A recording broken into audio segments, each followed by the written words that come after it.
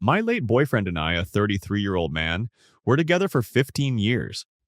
I was his senior in Highsc, and we stayed together until a few months ago when he passed away due bone cancer. I live in a traditional country where same-gender marriage is no legal but is not a big issue socially.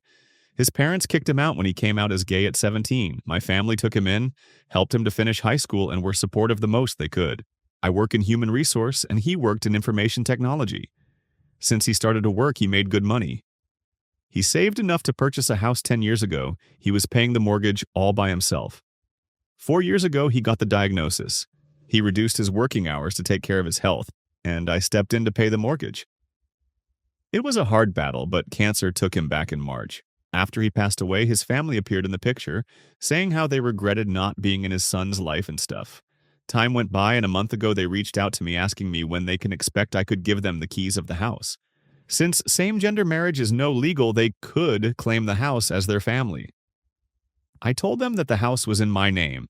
I bought it from him a year into the cancer, so it was legally mine, and I had been paying the mortgage way before it. They got upset and said I was being unreasonable, that it should be legally theirs, that my boyfriend would have wanted to give them the house, which is in fact true. My boyfriend talked a lot how he would give everything to them if that would fix the relationship between them. Actually, he bought the house as a way to bring them live with him so they would no longer rent. He also tried to make amends with them all this time, unsuccessfully. I told them that I would give them the house for the price I bought it from my boyfriend, and they would have to pay me back these 4 years of mortgage and take the debt over their name. They said they didn't have the money and that it was so selfish of me to tell them that, knowing what my boyfriend would have wanted. They proposed just to change the debt onto their name and give me no money in return. I declined. They got mad, and the discussion got heated to the point they told me they would bring me to court, accusing me of scamming my boyfriend to have the house. They can't. They have been calling and texting me nonstop for the past month, telling me I would be an asshole to my boyfriend if I don't give them the house. I know they can't pay me back all the money I put in the house, but I'm conflicted right now. Some friends told me that I should give them the house and move on with my life, but it just doesn't feel right to me. I'm leaning more on not giving them the house, but I know my boyfriend would jump the bed and give it to them. Right now, their words feels empty and as if they just want to take advantage of the situation. I don't need the house, to be honest, but don't want to give them either. We never talked with my boyfriend. What should I do with the house after his death? So, would I be the a-hole if I don't give them the house? Thank you all for your kind words. I cried a lot with most of the comments. Sorry, if I can't keep the pace and reply to everyone, I just wanted to say thank you from the bottom of my heart. Edit 2. Next day. This blew up in ways I didn't even think about. Thank you all for your kind words. Just to add some info that looks like is needed for some of you. I live in a country in Central America. For safety reasons, I will not give the name. Here it is not illegal being LGBTQ+, but same-gender marriage is just not legal, nothing more. We didn't live in the house, we lived at my apartment. That's why I don't need the house, but I just don't feel right to giving it to his parents. Also, almost all his money went to pay medical bills. He didn't want me to put my money on it, which obviously I would have. And buying the house was the best idea we came up with to satisfy the both of us. The house is not a big one and also is in the suburbs. It's not worth the same as in other countries, around $90,000 or a little more. He had such a kind heart. So I'm pretty sure that even if it was a lie, he would have given them the house the moment they acknowledged him as gay and tell him they loved him. That's the reason why I'm having a hard time considering this. I can't answer all your comments, but I'm trying to read you all. Thank you for your support. Some comments. Commenter. Not the a-hole. Ignore them. Prepare a lawyer just in case. The house is legally yours. They're vultures. They didn't lift a finger during his cancer diagnosis. Original poster responded, thanks. Legally, they can do crap. I bought the house under the law's process and they can't sue me for an inch. He used almost all his money to pay his medical bills. I told them they could claim the remaining money if they want. I'm not touching a cent of my boyfriend's account, although I can since I'm his beneficiary in the account and insurance. Somebody said, my boyfriend talked a lot about how he would give everything to them if that would fix the relationship between them. Not the a-hole. He would have given them the house in his life because he missed them that much. They refused to have anything to do with him, even when he was dying. If you give them the house now, then they benefit from him even though they rejected him when alive. You keep the house because you're the one who loved your boyfriend. You owe his terrible family who kicked him out at 17 nothing.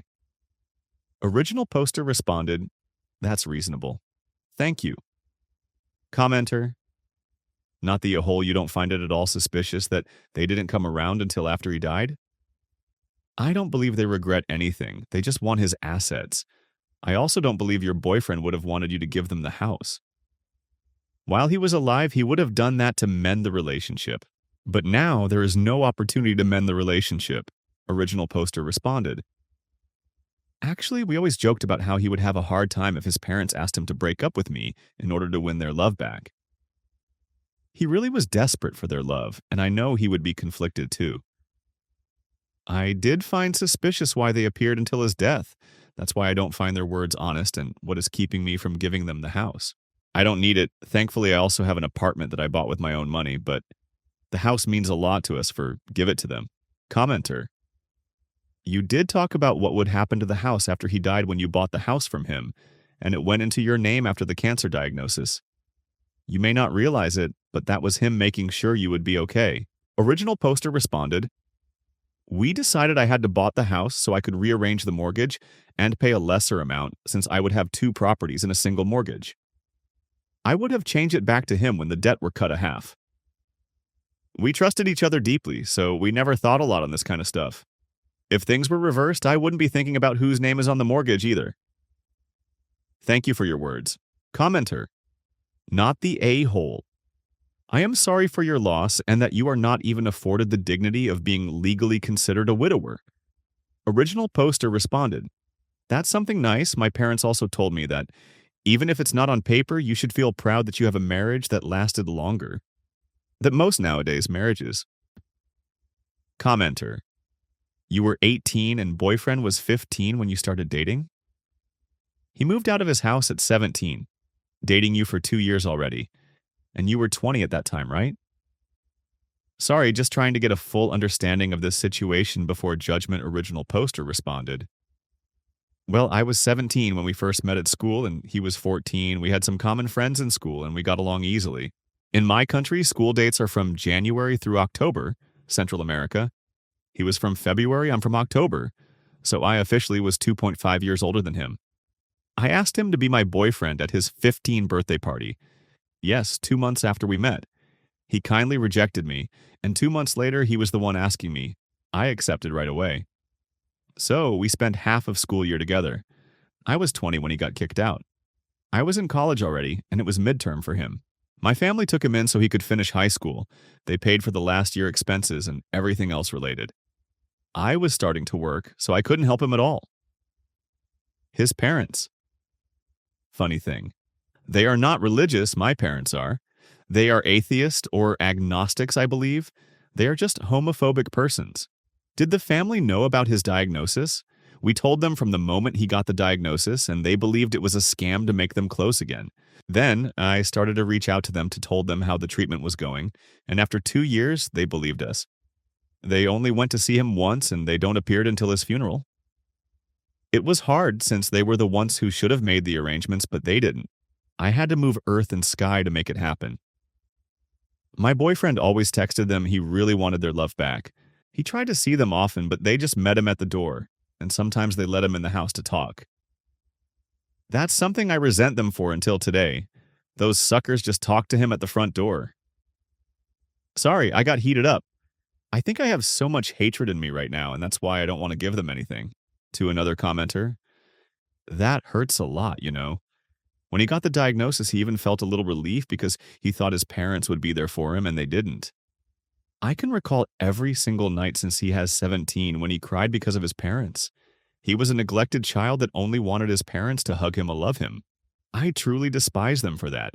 I don't think I can make a reasonable decision due to the hatred I'm carrying towards them." Commenter, "No, do not give them the house. You were his partner. You paid for it and took care of him. Where were they? Do not cave. Am a widow as well. Do not make any decisions the first year. Allow yourself some time. Block the toxic. They couldn't bother when he was alive." Original poster responded, "Thank you for the advice. A year sounds so long from now, but it seems to be a good starting point. Could you sell the house?" Original poster responded, "I can, but I don't feel like it would be right. We made plans to move on abroad after he gets 35 and live elsewhere. If I sell it right now, I will feel that I just dishonored my relationship and him, would regret to sell it, to give it away, or to live in it." It's hard, commenter. Sit on the house even if you can't bear to live in it. Rent it out to a trusted friend who doesn't know your partner's family and who is happy to have a furnished place.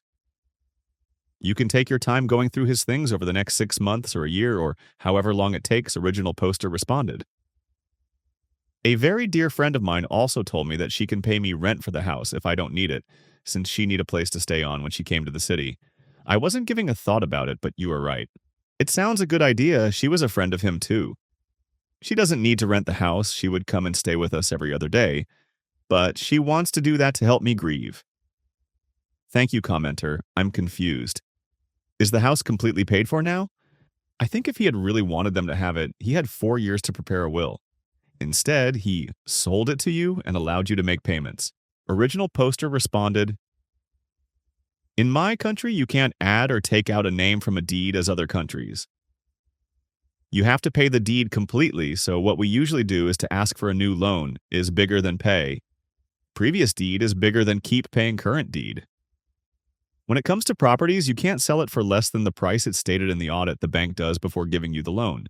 So what we did was to run the whole process as if he was going to sell it. And I paid the minimum to sue the mortgage, included it to my current loan to the bank, and that's it. We took him off the debt, it got passed to me, and I could get a better share. My suggestion is this. You are in mourning now, and that will take some time to ease. Give yourself time. Now is not the time to make big decisions. Take a year or maybe 2, then revisit the situation. You owe these people nothing, as they are the ones who shunned him and you as well. Do not let them bully you into a decision you may later regret. Only make this decision when your heart is clear. Sending you hugs. Side post, title, Cancer Sucks. I opened this as thrown away just for a single post, but after reading the responses there and talking to my therapist, she advised me that this might help me to vent some stuff, so sorry if this doesn't belong here. I met my boyfriend in high school, and after a few months of hanging out as a group, we got together. We stayed together until his last breath back in March. 15 years of history, ups and downs, but thanks to my parents, we always looked forward to keeping together. I have been reliving all our stories over and over again for the past months. You wouldn't believe how draining it is to be on that spot. When he left, I thought I was going to be prepared, but I wasn't. Nothing prepares you for being awoken in the middle of the night by the noise of nurses and doctors running here and there. His calcium levels get really high while he was sleeping. He suddenly died. Doctors said he might not have felt anything before passing, so I'm really thankful for that. It has been 5 long months, and things still feel unreal. But I have to work, so it is not as if I'm stuck in my grief or I can properly live it. I have to move on. For me, for him, for us. I'm planning to take a month or 2 to do all the things we used to. I'm going to get so drunk one day that I'm going to scream all my pain out. I'm going to hike our favorite volcanoes and see the same sights we used to see together, but alone this time. I'm going to say goodbye the way I should have said since he passed away, because I have all these feelings bottled up inside me and I need to bring them out. Is not what he would have wanted, nor what I want. Is not forgetting, is giving a proper farewell, because our history was so good that I couldn't even dream of to forgetting him. Is impossible and is unwanted for me. Cancer sucks, is unfair, I hate it to the guts. Update post. Almost 8 months later, so I decided to wait until I felt I was able to think clearly. It took me a few months. It was hard. His parents kept bothering me with calls and emails about the house. They even hired a lawyer to talk to me about it. But my own lawyer told them all to get off. They hadn't any leg to stand on if that would have gone to a judge. Back in January, I finally felt able to make any decision. I told them that I was going to sell them the house for the original price my boyfriend bought it. I would still lose some money, but was the best course of action for me, and that was my last offer. They refused, telling that I should be a better person and let them get the house for less. They didn't even dare to call me his boyfriend, just a person. So I decided to put the house on the market. Back in February, they reached out to me again, asking if my proposal was still on the table. I would have loved to tell them no, but I know my boyfriend wanted them to live there. So I told them yes, but they had to decide it within a week. It wasn't necessary, they accepted right away. So I let my lawyer handle the selling. I didn't want to see them no more. I got surprised when my lawyer handled me a photo book of him as kid and preteen. Looks like it was their way of trying to acknowledge their son's life. Is the only thing for what I'm grateful for to them. A few weeks ago was my boyfriend's 1-year memorial. They didn't show up. So I can move on with my life without them bothering me no more. Thanks again for all the comments and messages. You guys are awesome. Some comments below somebody said his parents kicked him out when he came out as gay at 17. Definitely not the asshole. Those parents didn't want anything to do with their son, so I don't feel as if they deserve anything from him. Especially not the house the guy worked hard for. Someone said, I think it's good he ended up selling them the house. To be clear, it's not that I think he had to do that. Damn those guys, they're scum. It's just that I am not upset it ended up that way. It's not about him caving in, it's about living the rest of his life without regrets. It's not about the shitty parents winning, it's about Original Poster hopefully being able to feel a little extra peace. Original Poster replied, that's about where I land too. It's easy for people to sit here on the outside and criticize, but ultimately he is doing what he feels like is right so that he can move on. A commenter, the update sucks, and story makes Original Poster look spineless. But remember, dude's just lost a loved one, and not to some regular death. It was cancer. Slow, steady, and inevitable. Anyone who's seen someone stricken with cancer knows how horrible that descent goes, and Original Poster was right along beside to see all of it. Definitely a lot of unprocessed grief there. Now he's being harassed by these scum his own loved one still yearned love and acceptance from. While it's easy to say someone to fight and grow a spine, please remember, it isn't us who has to live with the guilt and doubt of possibly desecrating the memory of a man he loves. A commenter said, I'm glad that you reached a decision that is satisfactory to you. A quote from President Eisenhower from his days as Supreme Allied Commander that I have long found useful is, what is important is seldom urgent, and what is urgent is seldom important. Leiden. People might want you to act now because it suits them and often disadvantages you, so they try to bulldoze you into acting now. Somebody said, I remember reading your original post, and I can see why your boyfriend chose you and you chose him. You both have a lot of love and forgiveness in your hearts that can overcome anything, so it's very special you both found each other and had those years together. I can't imagine how his passing broke your heart, but some people never find the love you both had in their lifetime. So please, when struggling, remember the blessing that you both found each other because heart like both of yours are so rare to find, to be honest. Take care. I'm a mom of 2 girls, and I hope they feel they can be themselves always around me and know that I will always love and support them.